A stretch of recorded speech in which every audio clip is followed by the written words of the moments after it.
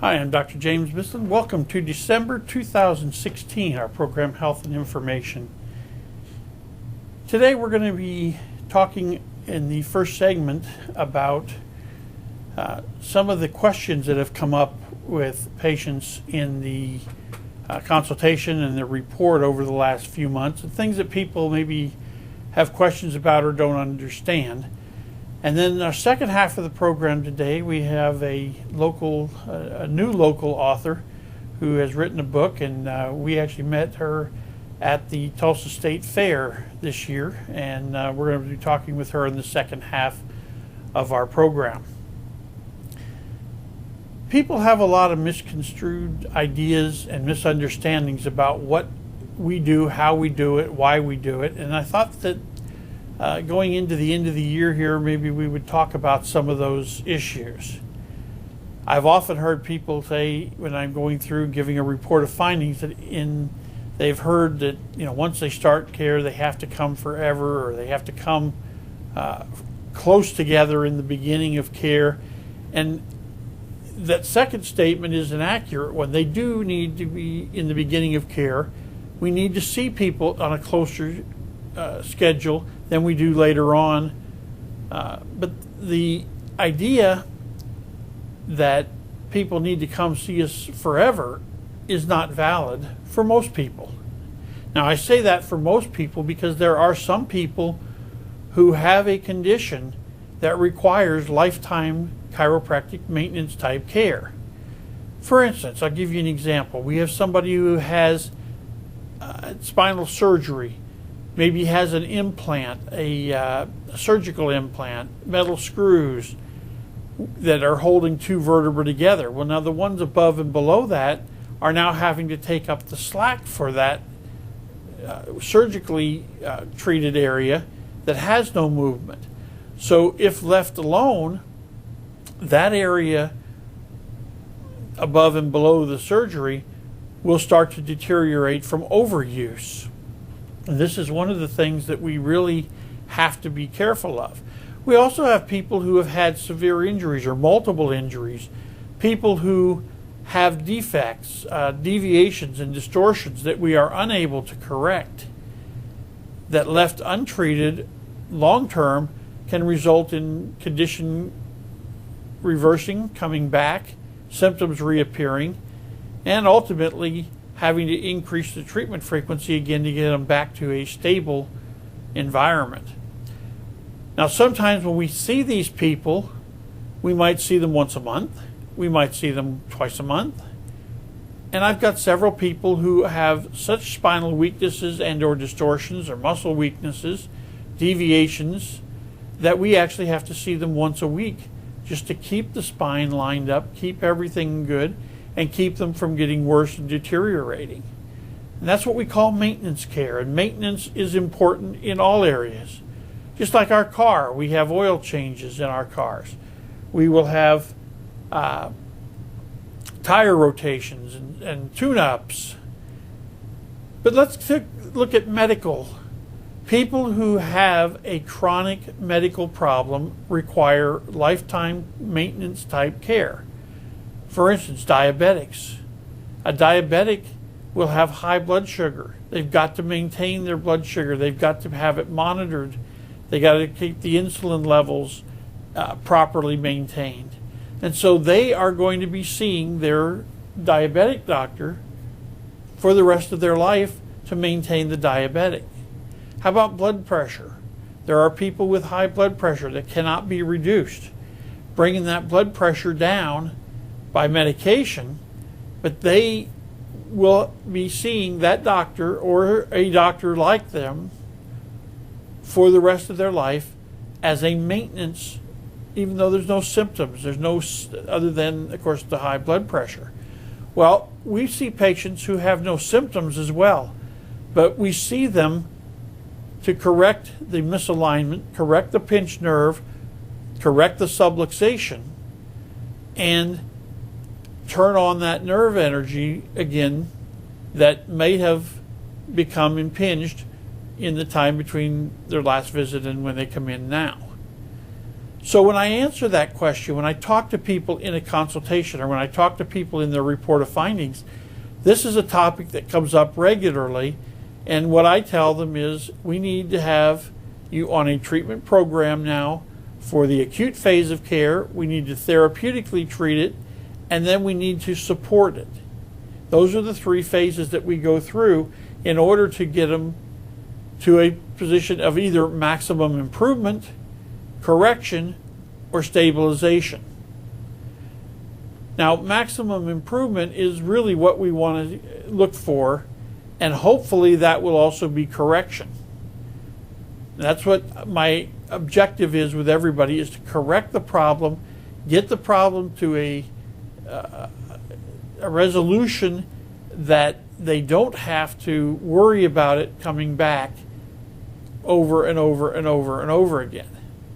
Now, once we reach that point of maximum improvement, then we want to take a look and see, are there any residual things that need to be looked at? Are there muscular imbalances? Are there muscular weaknesses? Are there other areas? And sometimes during their treatment program, we may find that they are in need of a rehabilitation. We've determined that there's a muscle weakness. We've determined that there's an imbalance, a postural distortion imbalance that is not being corrected by manipulation and passive modalities. And this is one of the things that we do look at and we do look for. And again, we want to find the solution to correcting as much as we can, as quickly as we can, and as cost effective as we can, so that we don't have to worry about doing it over and over and over again. It's so important for people to have an understanding of where we are, what we're doing, and what we're trying to accomplish, which is why in my report of findings I will sit down, show the x-rays, show the exams, lay out a treatment plan with an estimate of approximately how many months or weeks it's going to take to correct the problem, and approximately how many visits. Then I will tell the people, if you have a residual problem afterward, in other words, something that we can't totally correct, a weakness, a distortion, a deviation, then we may have to put you on a maintenance program of whatever time is indicated at that point. I hope that gives you a little bit of clarification and maybe dispels some of the misunderstanding and the communication between us as the doctors and you as our patient. If you ever have a question about anything regarding your treatment program, your treatment plan, the duration, the need for maintenance, please feel free to ask us. We can always sit down with you and go over that. We're going to take a break and we'll be right back. An accident can turn your life upside down. Immediately, you may face problems like who will treat your injuries? How will your car get fixed? What are you going to drive in the meantime? You need solutions now. At Benedict Law Office, the care you deserve can begin at your own home. No office visit is necessary, and you pay no fee if there's no recovery. At Benedict Law Office, there are no problems, only solutions. Call Benedict Law Office for your free consultation today. Are you in pain? Then meet the doctor. Neck pain, headaches? Meet the doctor. Low back and leg pain? Meet the doctor. Arm, shoulder, and hand pain? Carpal tunnel syndrome? Meet the doctor. Injured in an auto accident? Meet Dr. James Bissland at Bissland Chiropractic, where you can get your first visit free this month. Call Bissland Chiropractic at 838-4252. Bissland Chiropractic. Where were you when the lights went out? Who did you call and when you gave them a shout? Did they pick up the phone? Did you get a machine? Or some front office drone? You know what I mean. You wanna talk to somebody who knows what they're talking about. So call Marie now. Electricians with a mission will get you connected with Marie Electric. Hi, this is Larry Murray with Murray Electric. We appreciate your business and we don't take you for granted. While nobody likes to have electrical problems, we want you to know that we will be here for you when you do need an electrician. And remember, you don't get phone shuffle when you call Murray Electric, because we have a real live electrician that answers the telephone. Remember, if you're in a hurry, call Murray, 918-835-9605. 918-835-9605. We'll get you connected with Murray Electric. Welcome back to Health and Information. This is December 2016. I'm not sure where this year went. Those of you who have watched our program over the almost 4.5 years now that we've been doing it, know that sometimes we'll bring a guest on that has absolutely nothing to do with chiropractic. And today is another one of those times that we do that. When we did our screening booth this year at the Tulsa State Fair, we had a young lady who is next to us who is a local Tulsa author, and she wrote a very unique book. And I thought that we would maybe bring her on and talk to her about her book and let her explain some of the things she went through in writing the book. So I'd like to welcome Ginger Gregory. Welcome to our program. Well, thank you. So we were talking before we went into videoing that you are Tulsa. You live in Yes. Tulsa. Yeah. We have a lot of very talented people from the city, and Yes. the Many. stories that you're telling here is a very unique story. But the name of your book is The Adventures of Sylvie Sedan. Sedan. Yes. Okay. Uh-huh. Tell us a little bit about, first of all, about you, how you got started in writing, what got your interest in writing. Something must have made you want to write. Yes, absolutely. Well, my love for writing, I think I've always had it. I have a love for story, first and foremost. I love stories. I've always loved listening to my mom read stories to me, and in school, English was always my favorite subject. So in college, I decided to be a writing major, even though people said, well, we don't know what you can do with that major. But here I am, and I wrote a book. So I was really inspired to write this story based on a class that I took in college, which was a short stories class. And I wrote a short story about told through the point of view of a car and a human. And that ended up inspiring a novel. I thought, what would happen if I expanded this story? So Made it last longer. yes, yep, exactly. So, Okay.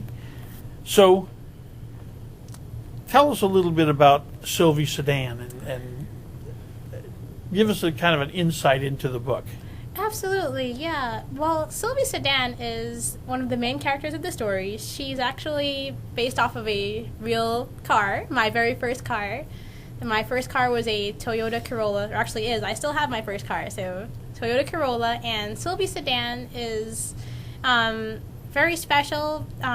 She kind of, in the story, allows people to see the world not through eyes, but rather what I call eye lights. And you can see that on the cover, where the car is literally coming to life.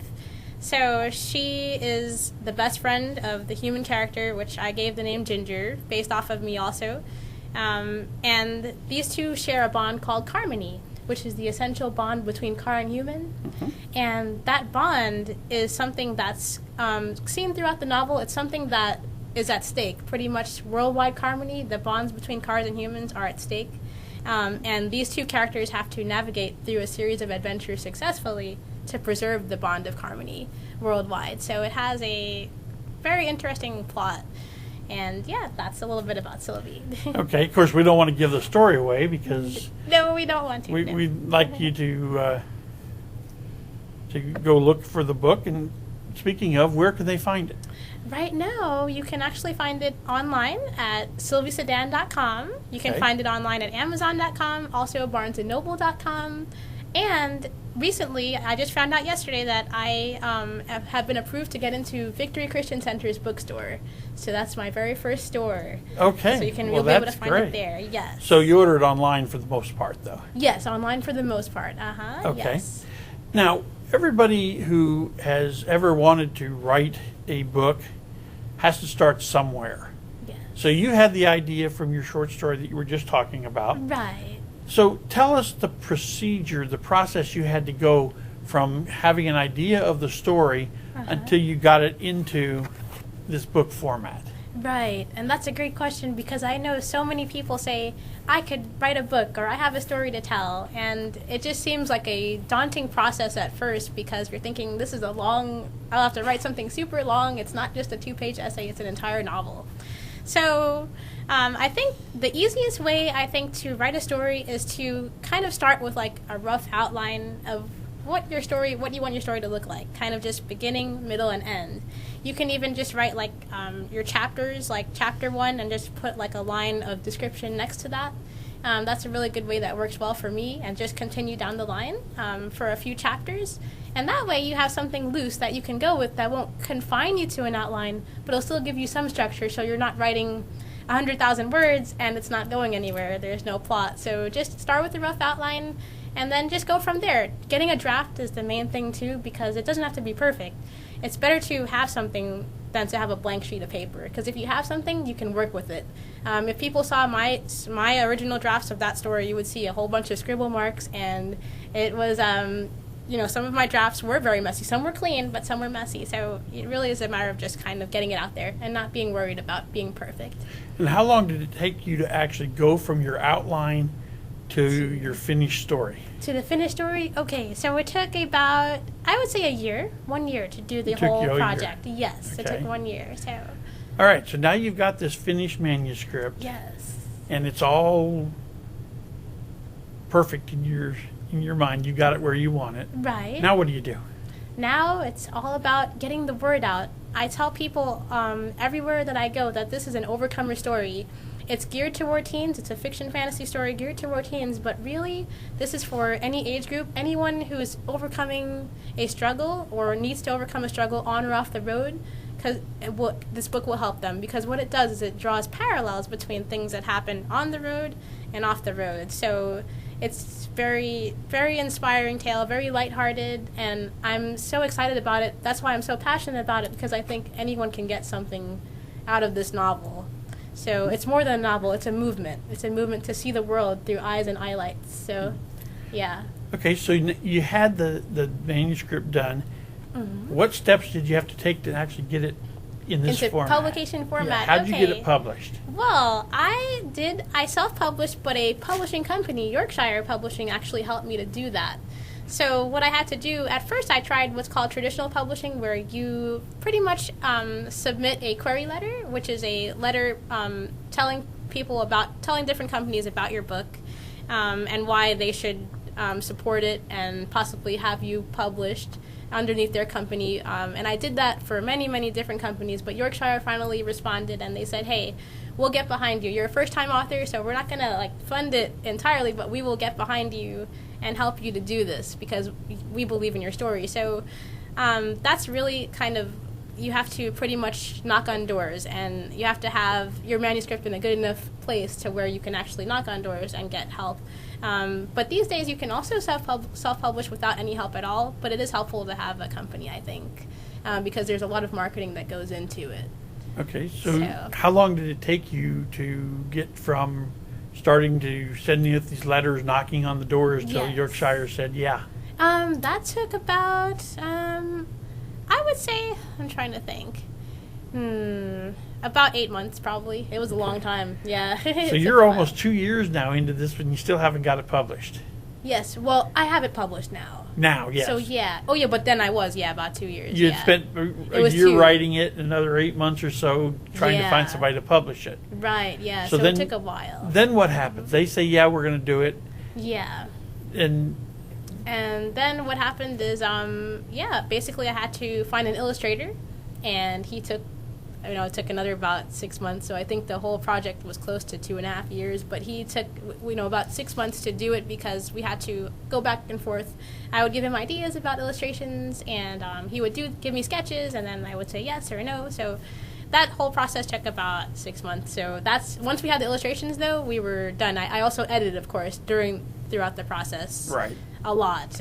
Layouts, we had to get a lot of things done, technical things, but So when did you finally get the finished product? The when finished did the product? book? When did you first have the book in your hands? I first had the book in my hand it was published in September. So yeah, September. This September. 2016. Yeah. So it's brand new. It's brand spanking new. Yes. Okay. So now you got it in book form, and it's available on Amazon and Barnes and Noble, and then on your website. Yes. And we'll have all of those on the screen here for people to be Awesome. able to see Yes. and order them. Right, and Victory too. And Victory, Soon to yeah. come. Okay. Yes. So now you got to promote it, and this is where I met you originally, as you were promoting your book Yeah. at the Tulsa State Fair. Yes. How was your response out there? I noticed you had a lot of people stopping by. Yes. The response was amazing, and I was scared before I went in because I'm thinking I'm a first-time author. I don't know how this is going to go. Some people told me, you shouldn't do it. It's too risky. You're first-time author. But I said, you know what? We need to go out there. This would be a great way to generate interest and gain some support, and let's just see how the Tulsa community receives it. Let's see how the Oklahoma community receives it. People who, drove in from out of town to come to this fair. And honestly, at first, it was very difficult for me because I didn't know I know how to write. I don't really know how to market very well, so I had to learn how to talk to people about my book in a way that would connect with them, in a way that they would say, look, there is something for this, there is something for me out of this book. So once I learned how to do that, sales started to take off. We started selling, double-digit numbers toward the end of the fair that weekend, and just did pretty well throughout. So I was very pleased. Sold many copies. Okay, now there are a lot of people, and I'm one of them, that when I read a book, I read it in like an Amazon Kindle. Is it available for Kindle? Yes, it is. It is. There's an ebook version. Yes, there's a Nook version, so you can find it in digital format. Digital format, that's great. Yes. Okay, so what's next for Ginger now? Well, Is there a new book? marketing, and yes, the sequel is in progress. So this is going to be a trilogy, The Adventures of Sylvie Sedan. So right now I'm working on the second and third books, kind of at the same time. I know that's a lot, but I have both of them have drafts in progress. And we don't have any illustrations yet for the next books, but that'll be another step. Okay. And I want people to just stay enthusiastic about it. I see people already asking me, will there be a sequel? So that's already inspiring me. So, and I see a lot of potential in this book. Obviously, has a lot of driving insights, very unique perspectives, and yeah, I'm excited about what I can do. Can only get better from here. Okay. So. Well, let's talk about you now. Okay, sure. You were born here? In Tulsa, yes. Born in Tulsa. And raised here and... Yes, here, and I've also lived several years in New York City as well. So I've been to school in both places. That gives you a totally different perspective of the world in those two places. Yes, it does. It absolutely does. I'm really grateful for my time in New York City. It's really because my mom lived in New York, my dad lived in Tulsa. That's why my time ended up being split up. But I love both places. I will say that I'm here in Tulsa now, so I picked Tulsa to live. I think that it's a better place to live overall, but New York's better. Not better, but New York's a great place to visit. So yes, but I think that that's had an impact on the way I write. I've seen a lot of different cultures, and I'm definitely grateful for the city life, and then also the more laid back life here. Yeah, Tulsa's definitely more laid back than New York City. Yes, it is very much so. So now you also work full time? I work full time. Yes, I do work full time, just barely, but yes, because I'm doing this to the marketing. But I do work for KinderCare also as a full time teacher there. Okay. So I'm doing that, and I'm also a Zumba dance instructor. So I teach exercise dance. For 2 companies. So yes, very busy life, but I think that literally I've heard before, the experiences make the writer. So I feel like it's important to have a lot of different experiences and connect with a lot of different age ranges and types of people, so that I can be a better writer. So you keep yourself pretty busy. Yes, I do, but not too busy. Still need time to literally to just write, sit back and observe the world around you. as one of my professors said, observe the things that other people are too busy to notice. Exactly. Well, of course, So- that's what makes it easy to write when you see Yes. things that other people don't. Right. Well, we're getting almost finished on here, so Oh, my last question for you is, when should we see the next books come out? How long? The next book, okay. So I would look for a release in probably late 2017 Okay. or early 2018. I think 2017 would be a better goal, though. So I would look for it in late 2017. So you're looking for about a year from now. Yeah, about 1 year from now, yes. And you know, these would make a really good Christmas present for somebody, wouldn't it? They sure would make an amazing Christmas present. I have people already buying them as Christmas presents. So, yes. So, and it's very reasonably priced. So, it's just $15. And in fact, right now there's a special on my website where you can buy an autographed copy with free shipping for $15. Well, fantastic. So- Well, thank you for joining us. I appreciate your time. Well, thank you so much for having me. And we want to thank you all for watching, and I hope that you enjoyed our little discussion today. And until next month, next year, have a healthy, happy, and safe holiday season, and we'll see you next time.